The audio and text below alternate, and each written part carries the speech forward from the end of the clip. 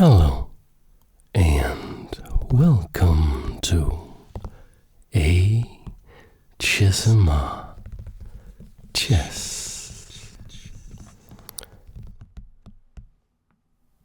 Today we will have a look at an absolutely beautiful game played between two of the greatest artists in all of chess history. On the white side, we have Robert James Fischer playing for USA. And with the black, we have the magician from Riga, none other than Mikhail Tal. They are playing in the 1960 Chess Olympiad on board one in the match between the USA versus the USSR. And this game is just an absolute gem, and I'm not going to tell you the result. I can tell you that it will be absolute mayhem, because Fischer is refusing to backing down. He's refusing to defending against the attacking maniac, that magician from Riga. Instead, my friend, he goes on a rampage, just trading blow for blow in perhaps the most amazing slugfest chess has ever seen. The game kicks off with white Fischer playing pawn to e4. This move was best by test, as he said, and he played it almost exclusively for his entire career, until famously in his World Championship match against Spassky in Reykjavik in 1972, he switched it up for 1c4. And Tal, who was world champion in 1960 when this game was played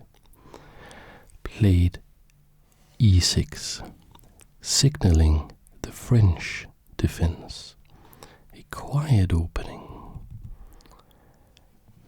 Pawn to d4 by Fischer, simply saying, "Oh, Mr. World Champion, are you going to give me all of the center? Then I'm going to take all of the center." And pawn to d5, it looks so modest, but if you know the magician from Riga, if you know the wizardry of which Tal was capable, you will also know that he almost exclusively played these quiet, unambitious openings, and somehow, by magic, he would spring the most amazing attacks from seemingly dull positions. Knight to c3 by Fischer, further solidifying his control of the center by looking at e4, hello e4, and also d5. And here Tal plays something called the winnow variation, with bishop sliding out to b4, creating a bind, or what we call a pin in chess, with the bishop pinning the knight to the king, so that the knight cannot move, as it would expose white's king to a check. Now Tal is threatening to capture the e4 pawn like this, as it is no longer defended, which is why we see an advanced winnow variation of the French defense. It's not because it's particularly more advanced than any other opening, it's because this pawn advances. So pawn to e5. So we can see that Fischer has quite a lot of space in the center, but of course everything comes at a price. And with these two pawns fixed on dark squares, the light squares in Fischer's camp could be weak. c5 by the magician, striking immediately, trying to undermine the center. And Fischer is saying, oh no, not on my watch. And he plays pawn to a3, because this attacks the bishop.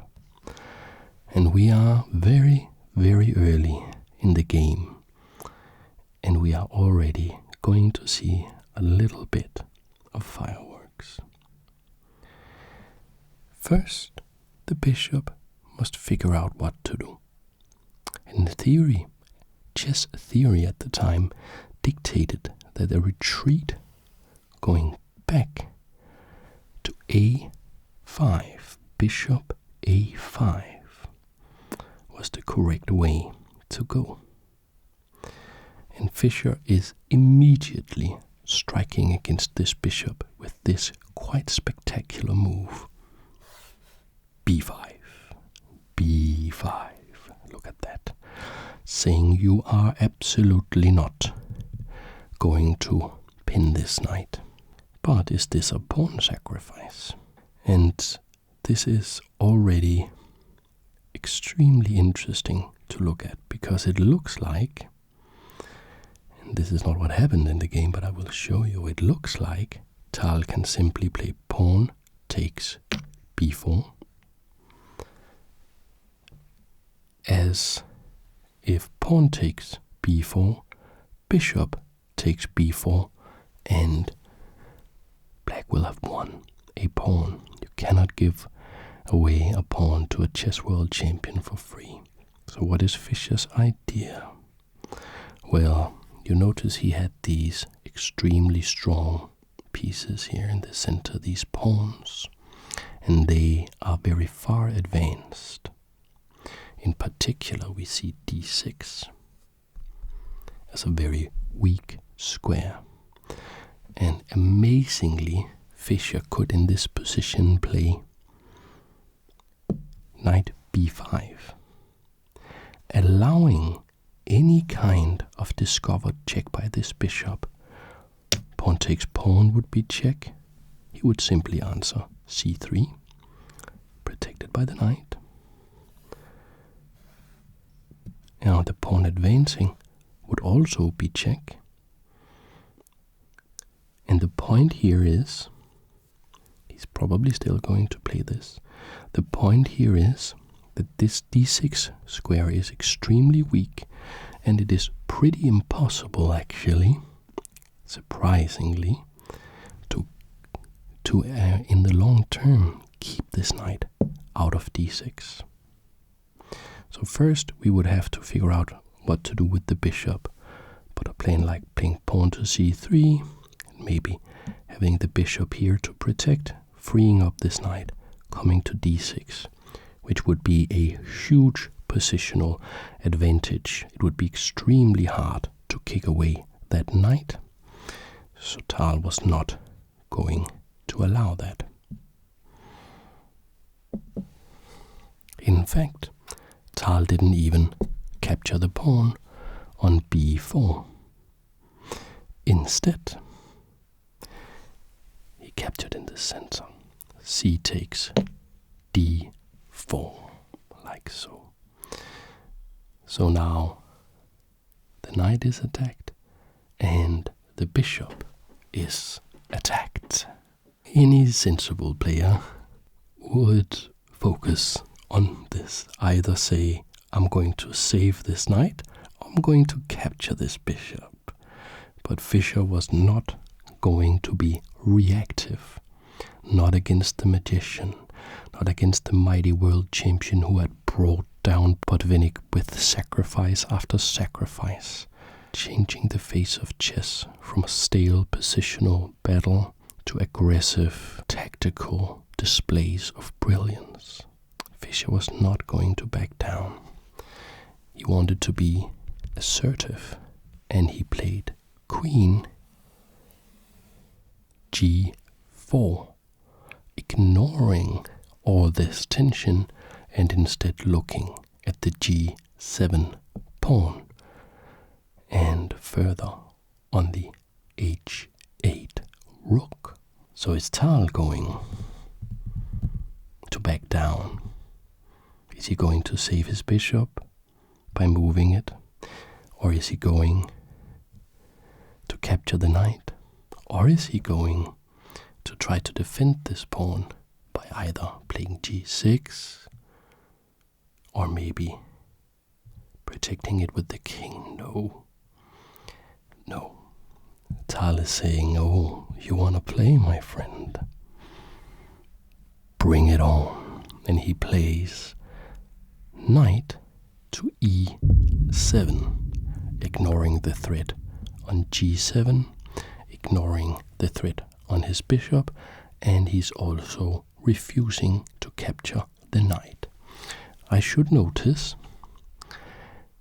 that these two players may look like brilliant artists, maybe troubled in many ways, of course, as Fischer were, but all of this is 100% correct chess. It's imaginative as all hell, but it is correct. You can put this in a modern chess computer and it will just say, well, maybe those were not the moves that I would have come up with, but they are absolutely fine, all of them. No mistakes at all. In fact, you'd be hard-pressed to find any kind of mistake in this game at all. Now, Fischer is the first to blink. He's not capturing here because rook to G8 would embarrass his queen, losing valuable tempo. Therefore, he captures the bishop, finally. Maybe we can get a little less madness on this board and a little more quiet. What do you think? Maybe Tal is even going to oblige. I know that he did, in fact, capture the knight on C3. But what about the pawn?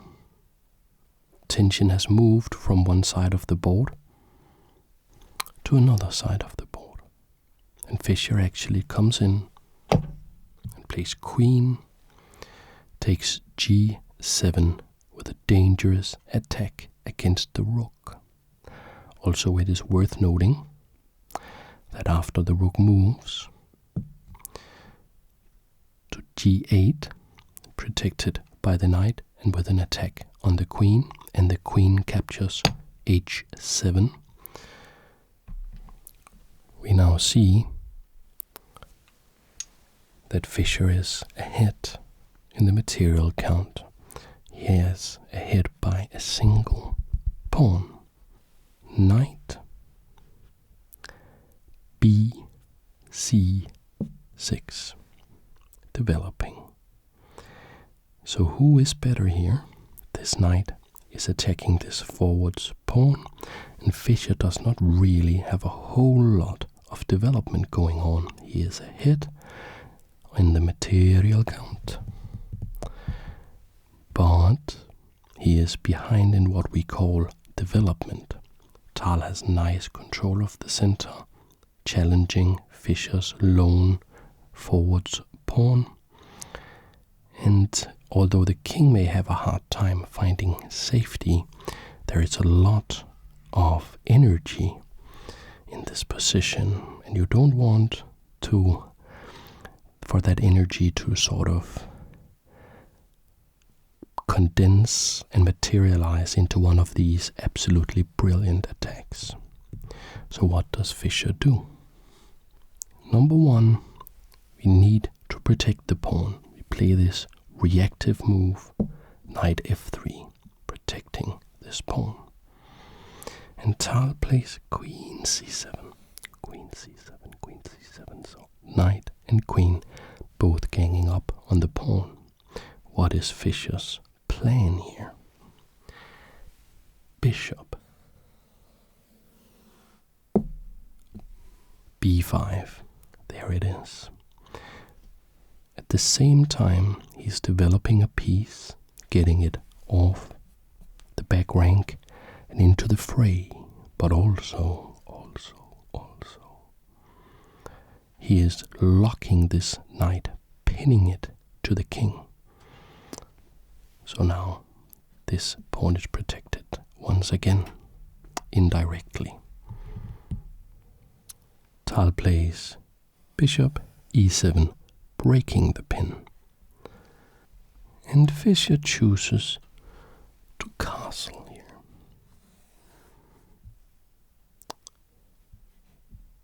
Is this wise? It is one of the top moves according to the computer, but look at this rook bearing down on the walls of the castle. Tal castles as well, refusing to capture the pawn in the center, which would have been another way to go. However, that would have just regained the material at the cost of time, and he wants to be first with the attack. And by castling, well, you do get the king to safety, which is quite nice, but you are also unlocking this rook to come and join here the attack. And you see these two cannons just firing down and also winning tempi against the queen. So what will Fischer do? You know, you're supposed to talk to your pieces and ask them if they are happy what they are doing. And all of White's pieces look quite content. They have a meaningful job. Except maybe this guy and this guy. Rook is protecting the king, knight is protecting the king, and the center bishop is part of the attack. The queen is part of the attack. The pawn is stopping the juggernaut of pawns from rolling forwards. This bishop, not really an effective piece. And Fischer played bishop g5, an excellent move, because it's attacking the knight, also pinning it to the rook. It's getting off the back rank, so the rooks are now connected. But also, it's blocking this rook, so the rook can no longer see the walls of the castle on which it wants to fire. And already we see a full development for both sides, castled on opposite sides of the board. And now it's time for the mayhem to begin, because Tal picks up the knight and captures the pawn in the center. Not so much because this pawn is valuable in and of itself, not because he wants to grind down an endgame like Capablanca, Karpov or Carlsen, no. He wants to free these pawns so they can roll forwards. Fischer wants to capture this knight, and so he does. Knight takes knight. Because otherwise we could have seen knight takes knight with check, winning an important tempo. But this allows Tal to play bishop takes bishop. And you can just get used to the sound of the clacking wood as we capture the pieces, because there is going to be a lot of captures. This game it's insane, really. This bishop is attacking this rook. This queen is attacking this knight. Wouldn't it make a lot of sense to play something like rook here? Well, no, because then we hang this bishop here.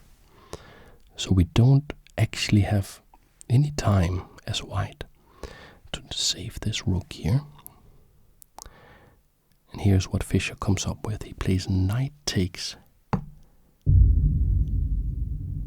f7.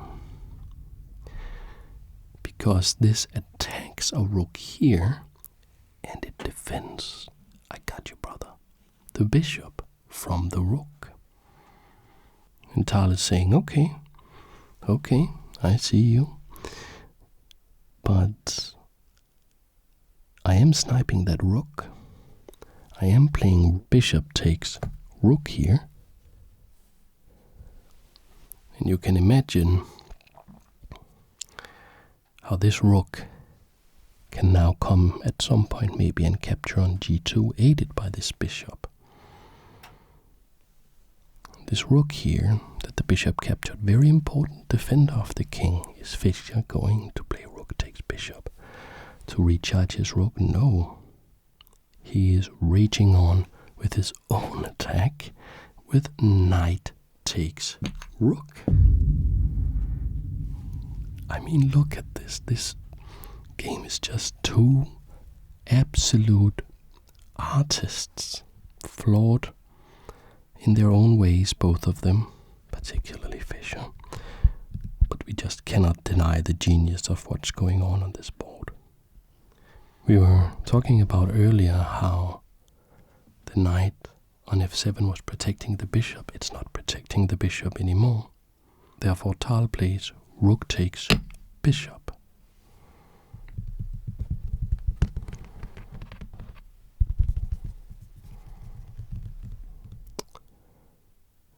And have you seen a game like this before?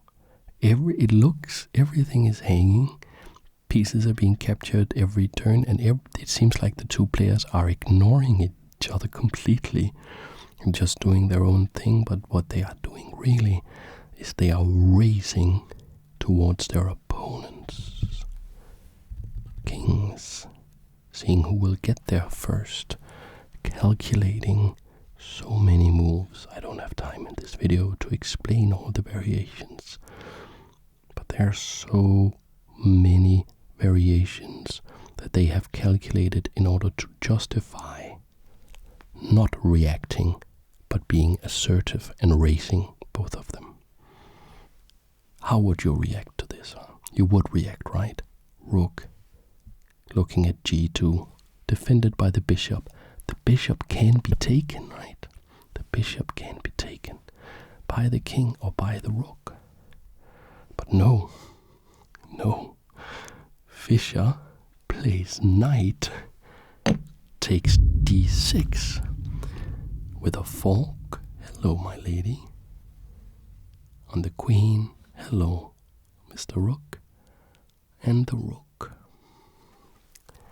The rook, of course, can get out of that attack without leaving the queen behind, because Tal plays rook takes g2 check. And I mean, now we can guess, of course, we can guess what Fischer is playing. Is he going to win, do you think? Or is Tal going to get there first? It looks dangerous. It does look dangerous. And of course we can see what white is going to play, right? White is going to play king takes bishop, right? The undefended bishop, the king would then be attacking the rook, right? But Fischer played king h1. What? And it's the best move. What? Okay, I'll just show here. Okay, if we don't play that, of course remember also that the queen is protecting here, so there would be no queen takes checkmate. It's important. But what if he had played king takes bishop? What would have happened? Now, the point is rook takes h2 with an attack on the queen. And this is just so complicated because the knight is also attacking this queen. So let's, first things first, can we ignore this threat and capture the queen? Knight takes queen. No. This doesn't work because rook takes queen, and now we see two threats. Material is actually even, 4 pawns versus 4 pawns, knight versus knight, rook versus rook. Material is actually even here, but even though it's white to move, white does not have time to defend against black's two threats. Black can capture the knight, and black can play rook h1, the king will have to move, and we can capture the other rook in the corner. There's no way to react to both of those moves. So that's not going to work. Cannot capture the queen.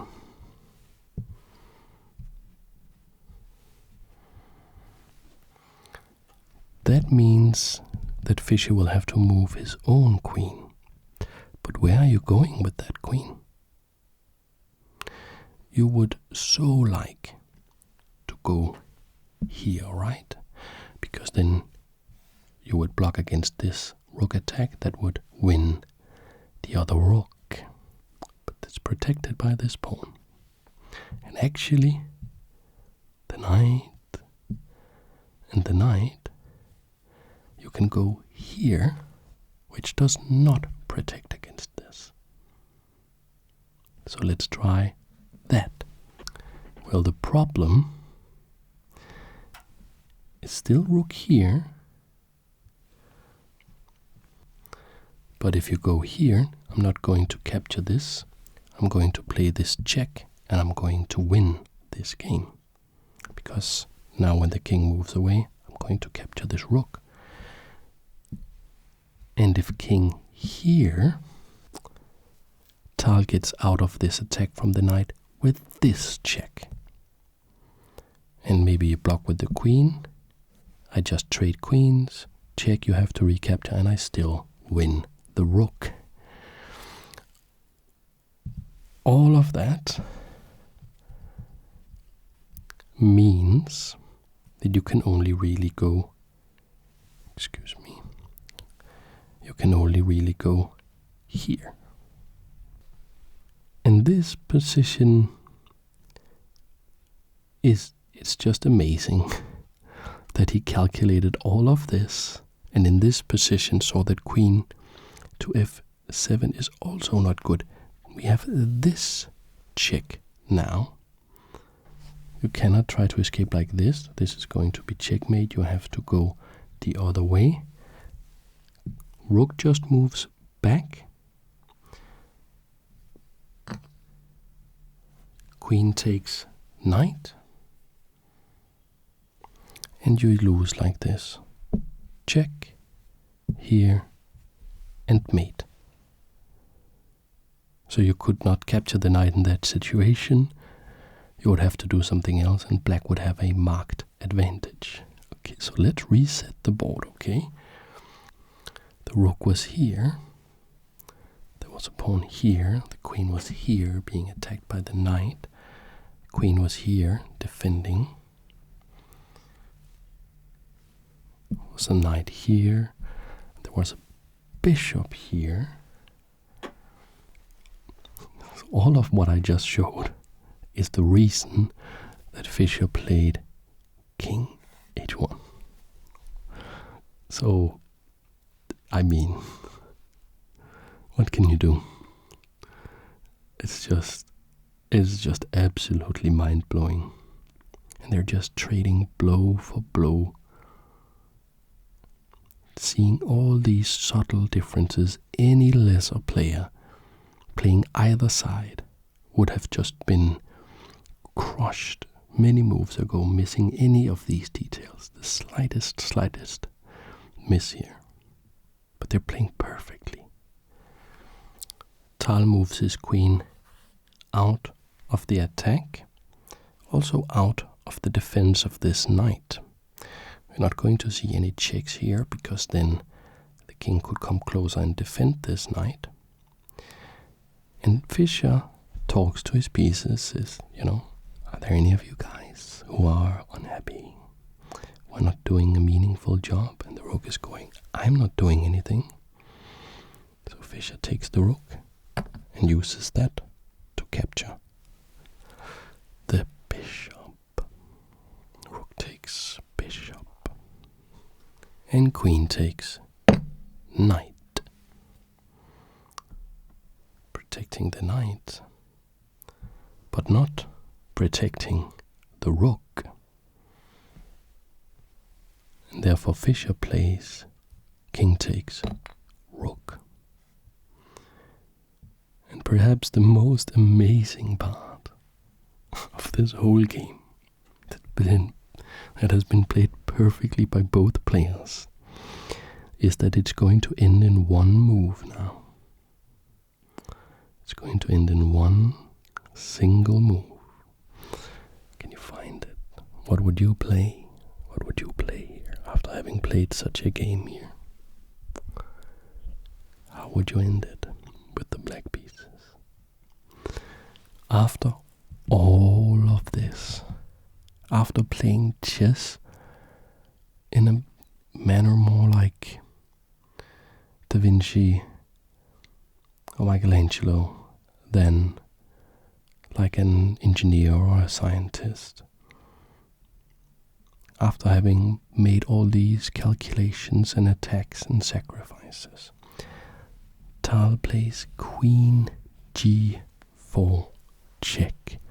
And the game is over, not because it's checkmate, but because the chess played perfectly is a draw. It's a draw. There's only one move. King here. Check. Only one move. Check. And it repeats.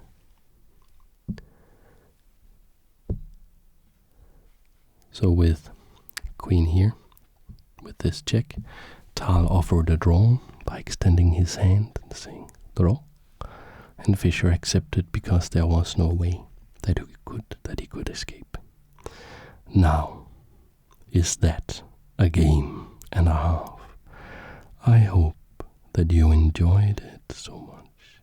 I hope that you are sitting comfortably, relaxed in a chair or lying in a bed, drifting off to sleep, or just allowing all the troubles of the world to drift away from your mind. I hope you enjoyed the immense beauty that I personally found hidden in these moves from a game played 63 years ago between two artists. I hope you're doing well. I hope you will keep doing well. And I wish you all the best. Thanks for watching. Thank you so much. I will see you in the next video.